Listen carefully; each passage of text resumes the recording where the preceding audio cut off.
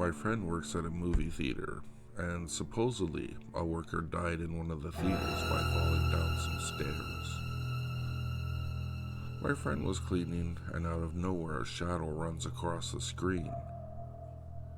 Then he saw the shadow continuing up the stairs to the door. He was freaked out. When he was cleaning after closing, this is a 2-story theater, the elevator door opened and then shut by itself and went back up. Then it came back down again. The door is open and an empty trash can is in the elevator. The door goes back up. Then it comes back down and it opens and it's full of smoke. It closes and it goes back up, so they send 6 people up. 3 on one stairwell and 3 on the other, so that this way the person would be trapped. Turns out no one was on the floor at all. How did all that stuff happen? Well, this trash can isn't done. Later that night, someone was counting the money and they were all by themselves. Out of nowhere, a trash can comes rolling by. No one else was on that floor. No one can get on that floor.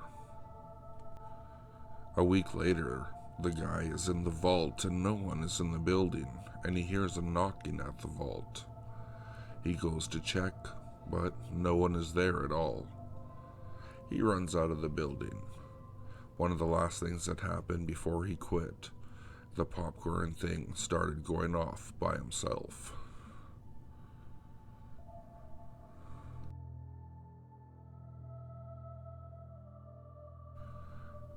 I've had 2 experiences with Ouija boards, the second of which made me get rid of mine and never touch one again.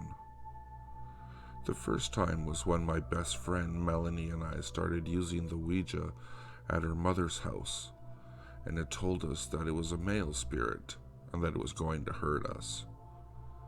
It directed most of its threats and comments to Melanie, and it used a lot of bad language, something Melanie and I didn't do. That night, Melanie said she heard knocks in the room she was sleeping in all night long. The second time Melanie and I used it was at her house. We put the board on a table that had one of those mirror tops.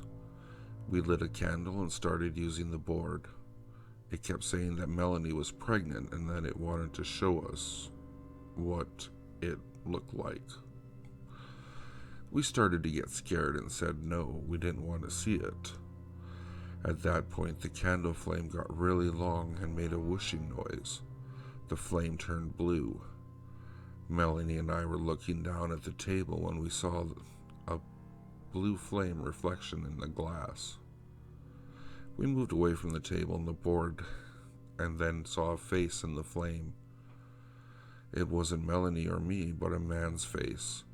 The face slowly started turning into a skull. We blew out the candle and threw the Ouija board away. That night we kept hearing scratching and clawing noises even though we were alone in the house and never heard those noises before. We also found out a few days later that Melanie was pregnant. I've never used a Ouija board since that second time, and I don't ever intend to.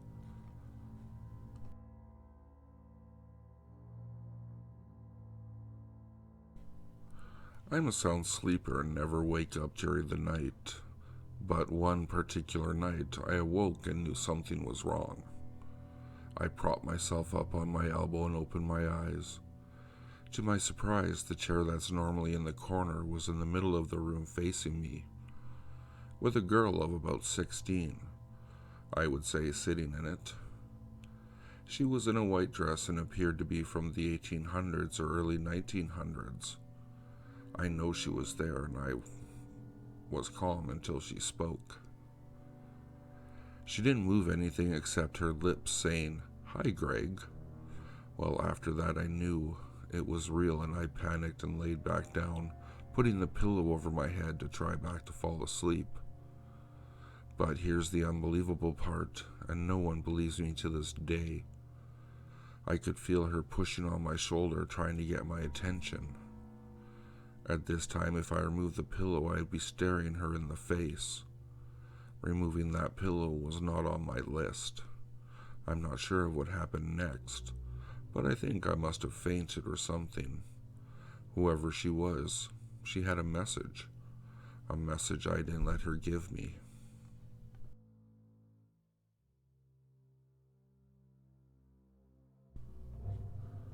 My grandfather, who was what I considered to be my dad, because my own father was going through so much that he wasn't being the best dad he could be.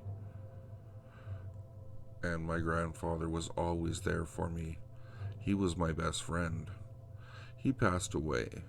I remember coming home the day that he died and learning that he had a massive heart attack while he was out fishing. I was devastated. The night after the first part of his funeral, I basically cried myself to sleep, curled in a tight ball, cradling my dog. That's when I started dreaming. I had walked into an empty funeral home. It was dark. I could almost smell the flowers, and everything was extremely clear, very real. You see, my grandfather's casket was closed, thank God. He didn't want his family seeing him as a corpse. I turned into every room where he was laid out, coffin still closed tight. I stared towards it. I wasn't afraid even if the atmosphere was dark. I eventually walked over to where he was and opened it. My grandfather sat up, pulled me into a hug, and told me everything was okay. I woke up with tears in my eyes. These encounters didn't stop there. There was a moment where I went to visit his grave. It was a summer day, but a chilling wind struck me when I stood there by myself. I'd been talking to him just about everything and how much I missed him when a cold hand grasped my shoulder. Then I had more dreams, mostly of us talking. And then it became scary. Not in a bad way, just wasn't what I was expecting. I caught a whiff of his smell one time. He had this scent to him that lingered in his room and his car, a cinnamon smell because he always got coffee before he went out fishing. I was home alone in my old house making myself something to eat when the smell hit me. It was around 9:30 and I swear I saw a figure. Short, hunched, standing out of the corner of my eye. I didn't dare move. Of course I was alarmed, but I wasn't afraid. I kinda smiled to myself and said, "Hi, Grandpa." I believe in this stuff. My grandfather himself was crazy with paranormal stuff. He saw stuff I couldn't. The same goes with my dad. He saw stuff in our old apartment that I can't explain. But that's another story.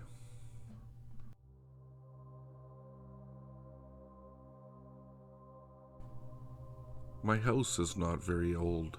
In fact, my parents bought the land and had it built in this nice little neighborhood. Now, whether or not previous settlements had existed there, I don't know. What I do know is that weird things have happened in the past few years. They could have started after it was first built and I just never even noticed. So I'm going to start with what I remember and work my way forward.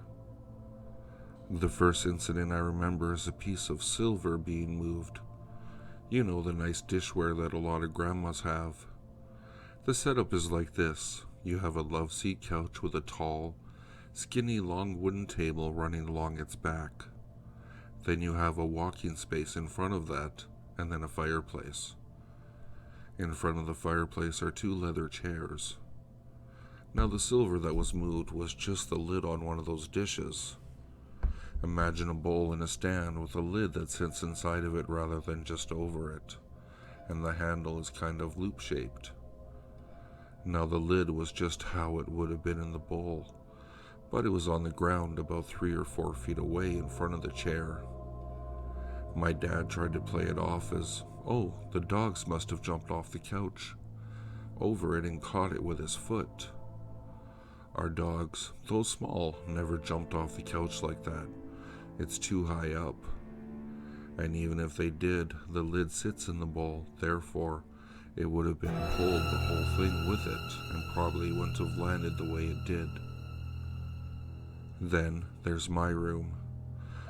I'm in the only room that faces the front yard, and the house is on a hill away from the road. Now I used to lay on the floor near the window on the opposite side of the room from my door, which I kept closed, just browsing on my laptop, and I would feel someone standing in front of the door watching me. This happened almost every time I'd laid there. There would also be times where I'd hear walking upstairs. No one lived or was ever up there.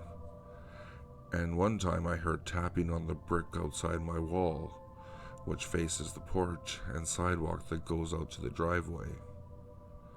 Now as I've gotten older, it's kind of subsided, but every now and then stuff happens. Like I had my door open laying on my bed, and from the corner of my eye I saw someone enter the hall and head towards my sister's room and the guest bedroom, which used to be my grandmother's. When I asked my sister if it was her, she said no, that she'd been laying in her room the whole time. And lastly, another living room event. I don't remember who all was there, but I know my parents and my sister were there. I happened to look at the fireplace and noticed that the silver key that can turn on the gas was in its hole. Now, we've never used this key, and we've never had a reason, so we keep it on top of the mantle. So I asked my mom if she had put it there, and she said no. Asked my dad, and again, no. Same from my sister. No one had put it there, and no one knows how it got there. The only explanations I have for this is previous housing on the land with death attached to it. My mom's parents lived with us a few years before my grandfather passed away in 2009 and my grandma in 2011. I can really remember if the event started after my grandfather passed or my grandmother, but sometimes I do believe it could have been them. Especially the hallway incident. Maybe grandma was going to her room. My mom doesn't like that idea. Neither does my dad, since they're firm Christian believers. They don't believe in spirits being stuck here, but I don't know how else to explain it. I've moved out now since I've started college, and whenever I go home for weekends, I never experience anything. But I have a month-long winter break starting next weekend, so maybe something will happen.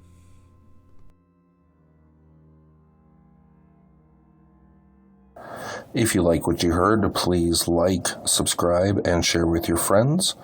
If you'd like to, you can follow me at Twitter. The handle is @FuzzyPantaloons, and I'll see you all next time.